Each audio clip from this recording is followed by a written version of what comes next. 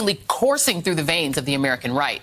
Over the weekend, roughly 150 white supremacists marched in Philadelphia, clashing with pedestrians and setting off smoke bombs. Police said they were chanting slogans like "Reclaim America" and "The election was stolen." You catch that? These modern-day Klansmen were chanting that the election was stolen from the disgraced former president. There's a reason for all this, of course, the Orange Man and his administration. Stephen Miller, who's currently helping sue black farmers on behalf of white farmers, brought them out of the shadows by parroting their talking points that they hear on Fox News from Tucker Carlson, which in turn is magnified via social media by a constellation of QAnon devotees. According to the Bulletin of Atomic Scientists, QAnon is using racist propaganda in an apparent attempt to appeal to a wider audience, particularly suburban women. For more, I'm joined by Mia Bloom, who wrote that article. She's a professor at Georgia State University and co-author of Pastels and Pedophiles, Inside the Mind of QAnon. I'm also joined by Malcolm Nance, MSNBC counterterrorism and intelligence analyst. Thank you both for being here. And Mia, I want to start with you because, you know, QAnon, when I first heard about it, because a friend of mine has a family member that's caught up in it, who's somebody who seemed to be a normal sort of professional who sort of burst into this weird ideology. I think I didn't really understand how much of it was based on not just anti-Semitic tropes, but racial tropes. Talk a little bit about that. I fully expected that QAnon was going to be anti-Semitic because it has elements, you know, a global cabal and talking about George Soros or Janet Yellen. And it also talks about blood drinking, which these are all things that have been, Jews have been accused of for hundreds of years in Europe and through the church. But when we started looking last summer at the Save the Children campaign, and I'm a supporter of Save the Children, the charity. The real one. And so I thought, wait a second, all these children are white and all the Save the children are not. And so we did a systematic study because I needed data to show that they were using these racist tropes that go to, let's say, the period of Restoration, where there were stereotypes of the black brute who was going to rape the white woman or kidnap the white woman. And so this is like heart and soul of QAnon.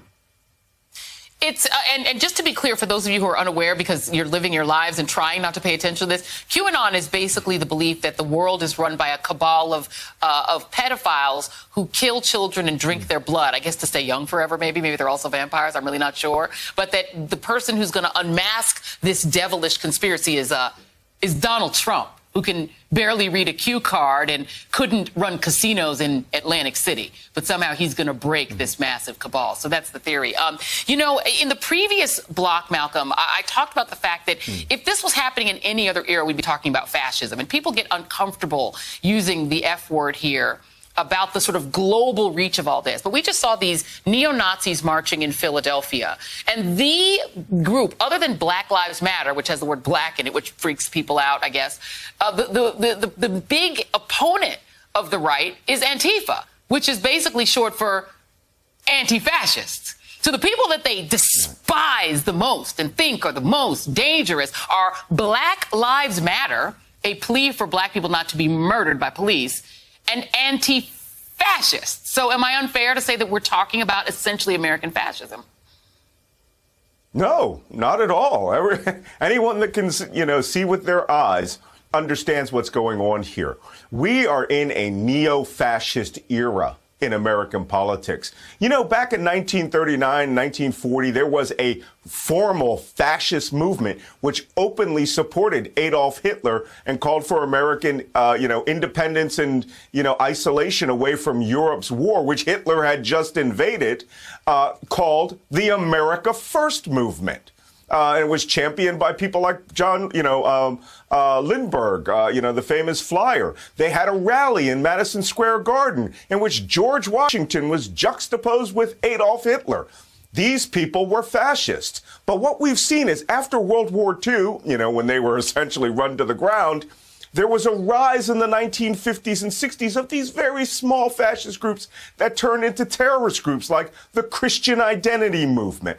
What we are seeing now is a merger of every white nationalist trope and group and ideology bound together by the crazy QAnon conspiracy theory into a American neo-fascist movement led by a fascist president of the United States. Look, if I were doing an intelligence assessment of, I don't know, Hungary, I would be coming up with these exact same lines of investigation, which would be bringing us to these conclusions that there is a fascist movement, not just in the United States, all over Europe, which is actually funded, surprisingly, by Russia.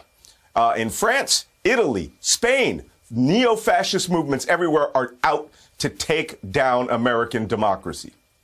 And you know, it's the sort of irony is if you read up on it, I mean, Hitler was inspired both by Mussolini's original fascism, which is where it started, not in Germany, but also by the United States, in which Americans invented the idea of coding anyone with African lineage as Negro and as thus both enslavable and as segregatable based on even one drop of black blood. Look it up. It's actually true. Mia, the other piece, absolutely.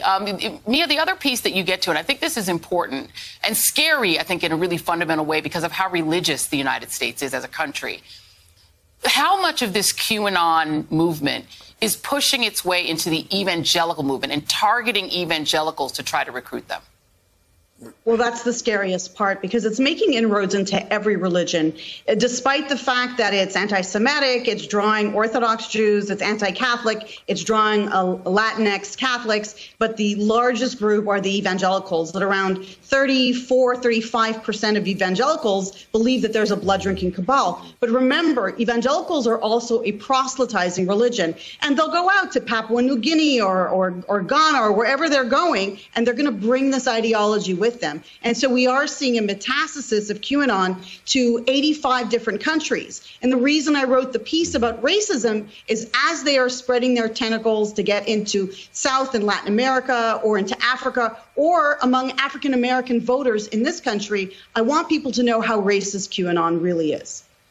And you know, Malcolm, the thing is, the other piece is that for this kind of a movement to take hold of a political party where the leadership seems just completely impotent to do anything about it. Kevin and those guys, Mitch doesn't want to do anything about it because he's just like, am I going to get power out of this? If I'm going to get power, whatever. But if you want to be fascist, I don't care. But Kevin seems helpless. Meanwhile, there's a poll that the Global Morning Consult did where it found that 26% of Americans qualified as highly right-wing authoritarian. That's twice the share of the number 2 countries, Canada and Australia.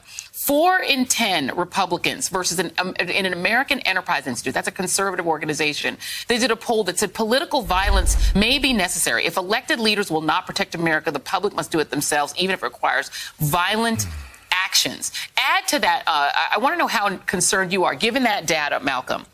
The guy who runs My Pillow, who's a ridiculous figure, but you can be ridiculous and dangerous. He has said that on August 13th, Donald Trump will return to office. He will be reimposed in office, which is a QAnon belief system. He also claimed there will be many down-ticket senators who will have different election results. They're talking about stealing elections and Trump being returned. How worried should we be about a January 6th style event somewhere in the United States when he is not reinstated, Trump? I don't think we should really worry about the August date because, as we know, these things are come and go. They've had these dates before.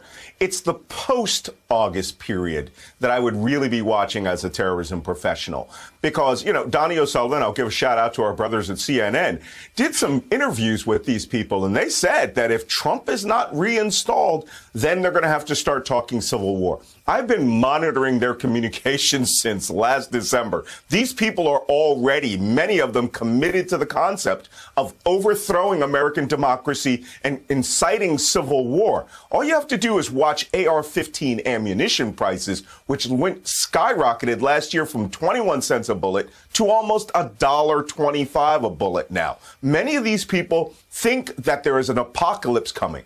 Let me tie this back into QAnon. I think you were rather modest in what you said QAnon was.